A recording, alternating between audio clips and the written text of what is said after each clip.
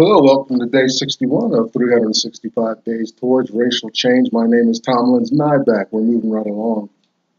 I thought today we'll begin this little series on politics and how black folks can be just more mindful. In the upcoming 2020 election, we may not have all the power and ability to get our concerns and needs attended to at this time, but we have maybe we can plant some seeds, and as mentally we can go to the ballots and be aware, just like though we're confined to shopping at Walmarts and a lot of places that carry very little American goods. I happen to buy some socks that were made in America. That was a surprising find. It's like finding a needle in a haystack at Walmart. But we won't go into that. Let's get into our introduction here. We're here. This is a forum group that we're talking about black issues in America, white existence in America. Economics is a part of that, big part of that conversation. And we're informed by a man named Dr. Anderson.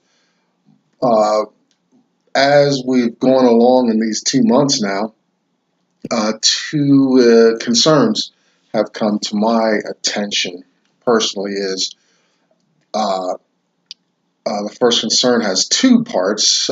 First part is that does the black mind of slavery still evolve? Is it passed down from generation to generation? Vulnerability, marginalization, is it inbred in us to carry the America's dysfunctions, so to speak? Also, does the white mind of entitlement, privilege,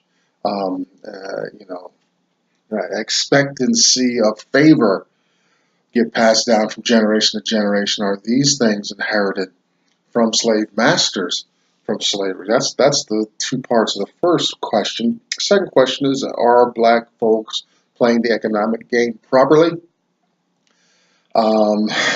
Which we know. I know the answer, we're not. We don't understand international banking, the Federal Reserve, debt, how our dollars are used, how things are made up. I've just been introduced to a lot of great stuff outside of Dr. Anderson's influence. Now, what he'll big part of his argument is the economic factor, which is important to consider. I've read 3 of his works, which we reference highly. We're getting ready to go into a series through one of these books. We do this often. Plenty of material. We got over 400 years of material to look at. Black History Reader, 101 Questions You Never Thought to Ask. Excellent book. Get these books. Get these books. Black Power, White Wealth, Search for Economic Justice and Power. Great exploration of some of the dynamics going on here in America. And finally, we're coming out here for the next couple days, PowerNomics, a national plan to empower Black America. A very good reading. It's not enough to say the building's on fire. You got to come with some water, ladders, flame retarding gear, and put some skin in the game. And Dr. Anderson has done that very, very well. Unfortunately, the material is over a decade old. Like I said, we got 400 years to work on, so that's a lot to massage. I'm just recently getting the information through a mutual friend of ours. I've never met the man, and but maybe that's how it goes. Plant these little seeds, and they'll grow. I was with a quick anecdote. I had a friend, and he had this bare space in his lawn. He had a beautiful lawn, but there's this bare space, and he took these little plugs. I've done this twice, actually. It works. Took these little plugs of transplanted grass. I think it's the same way they do with your hair nowadays. Is that what they do? Anyway, we take some plugs of grass from healthy areas and you just put a little plug in here and there, and it expands and grows. So, maybe somewhere there in space or time, other people are having the same conversation, and as we grow, we're going to connect somehow. All right, so in light, oh, wait, let's finish our introduction here. I guess I'm excited about the subject. Just so it's not all factual uh, politics, racism, and race and stuff like that, we'll look at a fictional account of politics and race and racism. Harriet Beecher Stowe's work, Uncle Tom's Cabin, awesome book. I'm almost finished with it. Every few weeks or so, it's spread out over time. We have what's called story time, and we'll check in on old Tom and see how his exploits are going. A couple weeks ago, we found out he got sold, but the story has kind of shifted a little bit to a runaway slave named Eliza, who found out her son was sold, and she's now on the run. So we're trying to find out what's going on with Eliza now. Okay, so check back. We'll check back every day, but in a couple days after this series, maybe we'll find out what she's been up to out there on the run as a slave. Hashtag us too, hashtag USTOO for more conversations. This is Black Women, more focused at this forum. Of course, it's open. I'm sure I can chime in there. I know I'm doing the internet thing, but I don't do a big social internet thing. Never mind.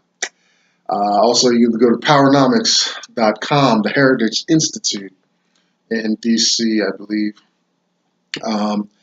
And also, Black Enough, BLAGGENUF. I forget the suffix on that, but that's it's like a Black Facebook. Plenty of resources out there. We might not be on the same page. It's hard for blacks to put blacks on the same page. But that's okay. Who's on the same page really? Okay, that's a lot of energy there. All right, all that's out of the way. Let's talk about politics for the next couple minutes. We got the next year, next November is we'll be voting for another presidential candidate. I hope this country has come to its senses. We got stuck. We picked a real lemon, I feel, in these last 4 years. He's had his little bright spots and all that. Nobody's all good, all bad. But it's just our news is inundated with turmoil, conflict, spying, everything but serving people. It's been these 4 years are just going to be the years where everything is so politicized that we've gotten little done. He's in there. It's going to take too long to get him out. So fortunately we have a voting system. I don't think he's going to make it. If he gets reelected, that's going to be an incredible. We're looking at something supernatural. All right. So we're not here to talk about the current sitting president. We're going to talk about politics, coming together. Blacks as a group, we're a long ways off from that. We've got to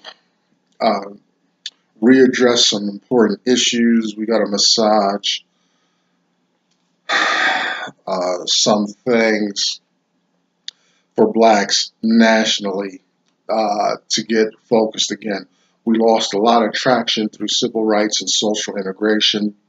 With those events of the 60s, there were good events. I'll tell you what, if they had not happened, we wanted the issues and the fallout and the experiment of it to happen sooner rather than later. We wouldn't want to having had those learning experience, having not had those learning experiences, and then gaining some momentum and traction and having some of the shortcomings creep up on us at this time. Shortcomings like including immigrants and minorities and other marginal groups into the black argument.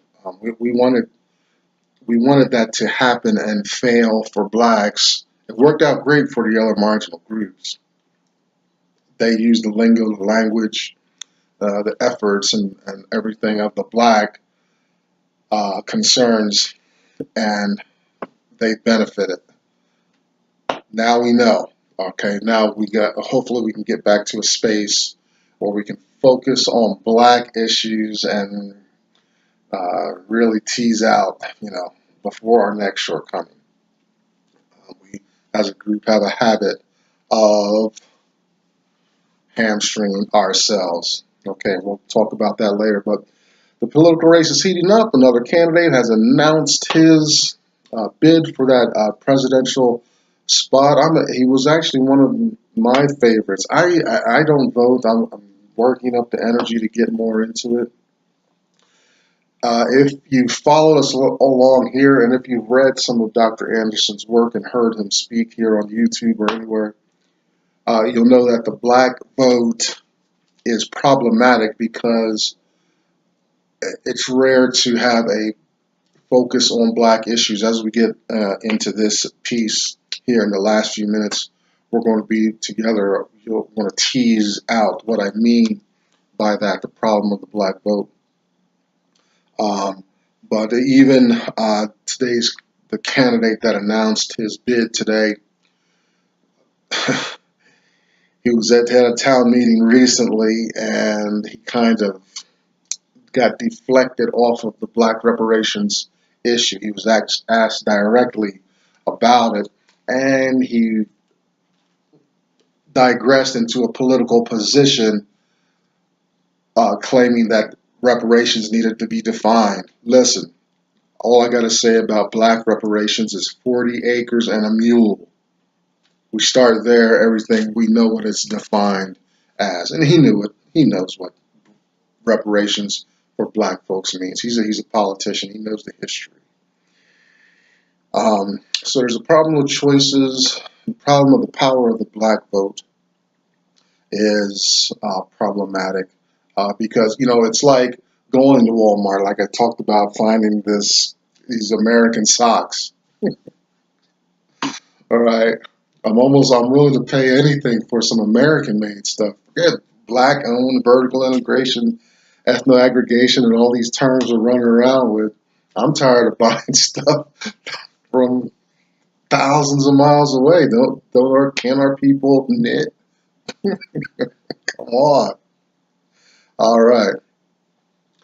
Dr. Anderson has an interesting definition for politics. It comes from a French term, politique, and the idea is controlling wealth resources, right? So, politics.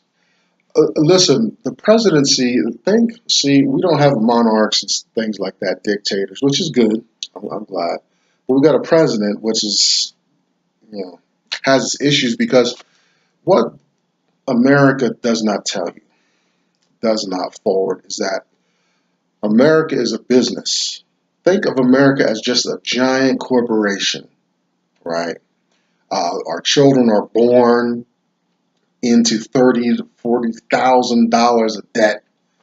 They're born into that. So yeah, you're a citizen. When we're compelled to participate in this system in its way and all that. But the president, he's the CEO.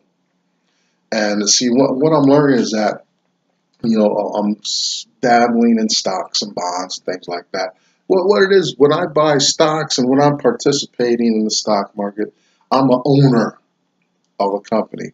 Now, there's a sitting board on these public companies. There's a CEO, CFO, and OOs and all of this.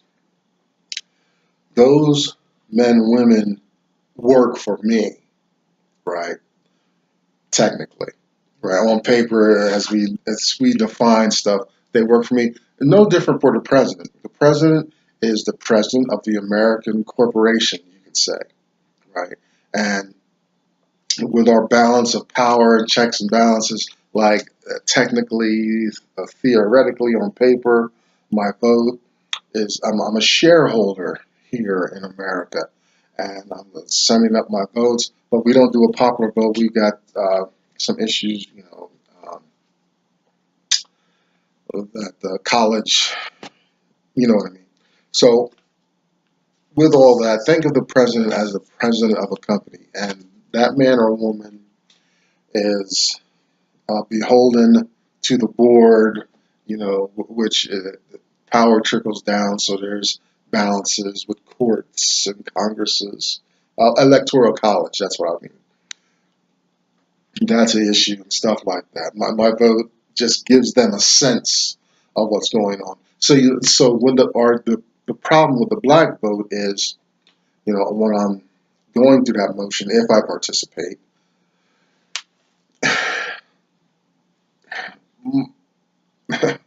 there's all kinds of other forces and issues that diluting my power, dissipating my force, challenging my potency, because all these groups are positioning themselves for controlling wealth and resources of America. I'm starting to properly see. Years ago, there was a man. I was at a musical event, and the guy that kind of put it together, he says, look at America as a business. And I didn't care. This is 30 years ago. I had no idea what he was talking about. But he was so right. I bet she's much further in the game 30 years later by, having that mindset, getting it like that. So now I'm seeing it. Like the president isn't our moral hero, kind of Christ, national deity, so to speak. We've seen civilizations that have tried that and failed. Oh, America's on the chopping block too. We got a good system, and we are excellent at compensation, but I'm seeing this system. It's becoming very top heavy. It's interesting. It's a minority of people making it top heavy. There's a contradiction there. You think top heavy, it would be a whole lot of stuff, but no. With America's top heaviness, it's a minority, and the problem is vast amounts of wealth and resources these men and women are accumulating, and they don't want to be public about it either. They want to be hidden. So they're controlling wealth and resources. Now, when this goes back to see politics, American politics is in conjunction with black slavery, the free labor, and the Native American free land that was being gobbled up in the race that started for slavery. We've talked about that a little bit.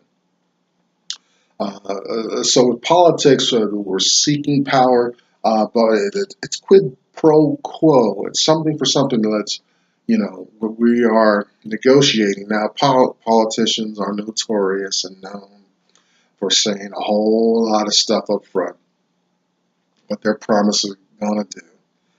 And then we get on them for not fulfilling their promises or overreaching their power, which I really start to see the last two presidents as I become aware and keep my mind right away from alcohol and drugs. Yeah, they don't want me sober because then I really know what's going on. They need me messed up and in the gutter somewhere, impotent.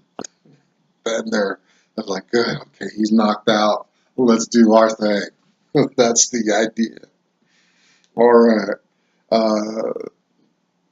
So anyway, now that I'm sobered up, I feel some impotency. I feel diluted representation. This last election, I really I was not represented, even though I didn't vote. You know, they say, "Oh, your vote counts" and all that. And they give these figures. Not really, you know. I would have. My issues and concerns weren't addressed. You know, to get that, uh, an individual or group has to put in a lot of energy and legwork in investing themselves in the system, and it's not a guarantee that their issues are going to be rise up like cream to the top unless you get a whole lot of people or resources involved. You know, which brings us, you know, to this issue of the black vote is, you know, we're still not unified. Dr. Anderson proposes that all blacks come together as one unified party, extract themselves from our major, we got two major parties, so much so that yesterday's announcement of the candidate, or was that today? Well, it was recently, Bernie Sanders. Uh, he's catering more towards the Democratic uh, vote because, you know, his party line last election kind of fizzled out. You know, anything not associated with those two major parties in America is going to have some issues. You know, uh, Democrat versus Republican; those are big parties. You know, but I mean, we've got our other little things.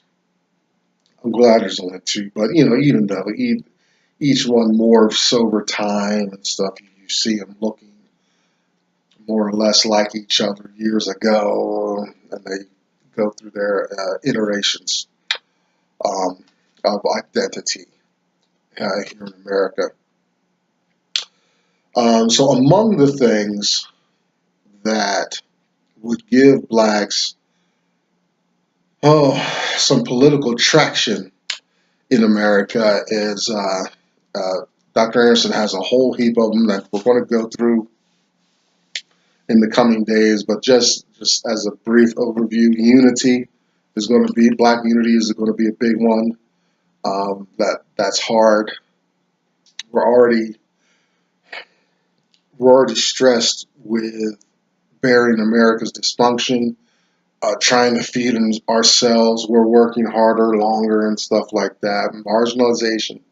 We are being squeezed out consistently, and this has been over 40, well, I won't even give a time limit, but there's always been an issue with immigration, choking out um, black progress, identification, and appearance in America's landscape.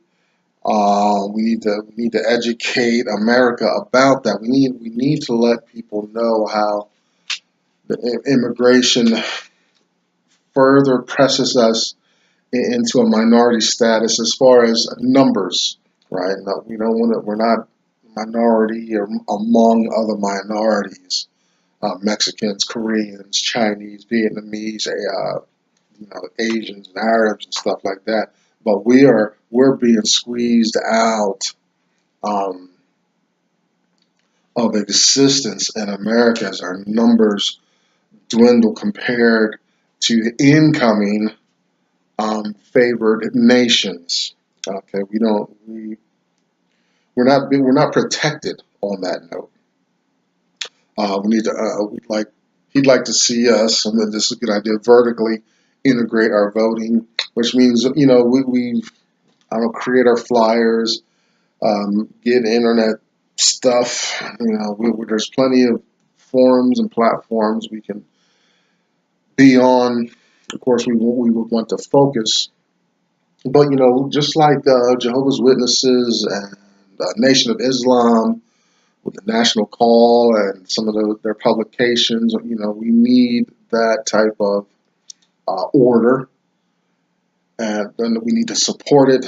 You know, and vertically integrating it would mean we get the resources to manufacture or produce the paper, to then the printing and the distribution, and there'd be an organization over that type of vertical integration would need to happen. We're going to talk about that.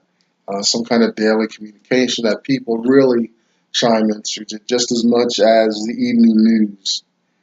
Something that our Bloomberg, there's a the financial community is what watches Bloomberg and financial things like that, products every day, because they're concerned about that money, right?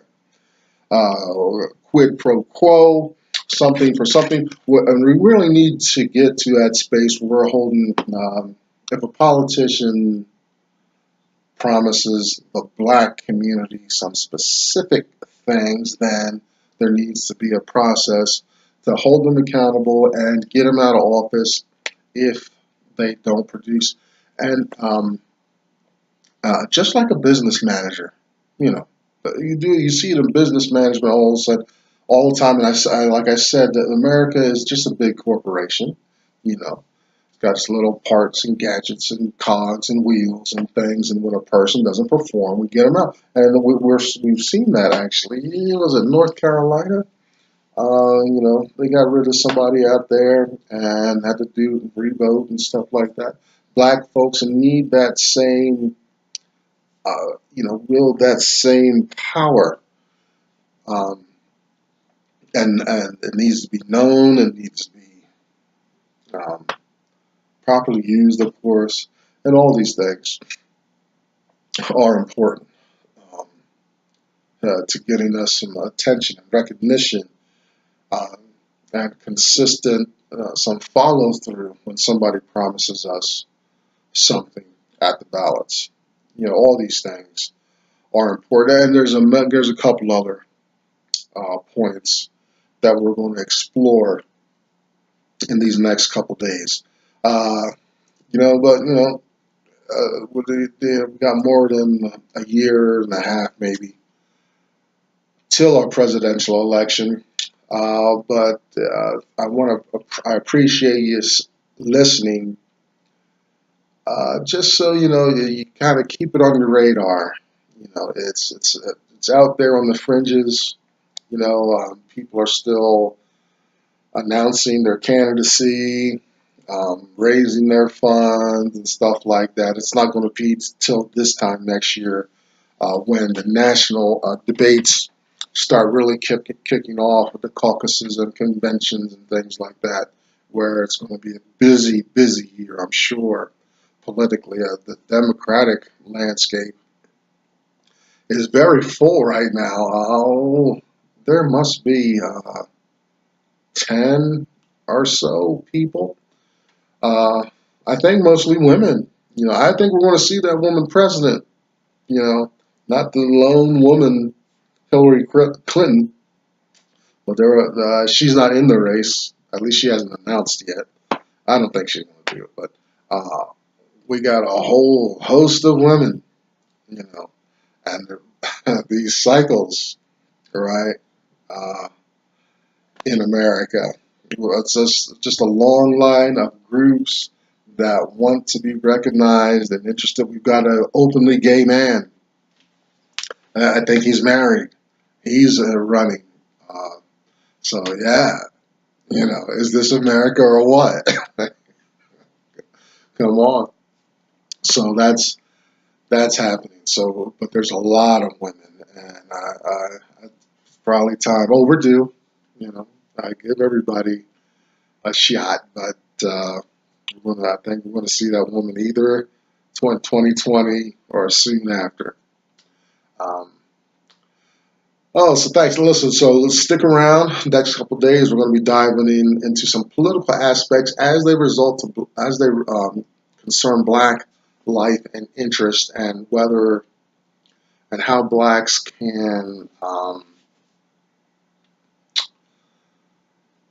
position themselves and properly maneuver on this political landscape. It would be nice to see if maybe over the course of a 10-year period that Blacks can organize and start to has some seismic influence there here in America, and maybe in 2-3 decades have a going political party where things are really turning around for black folks. We'll see. We got a long way to go. We're just going to plant some seeds on this round.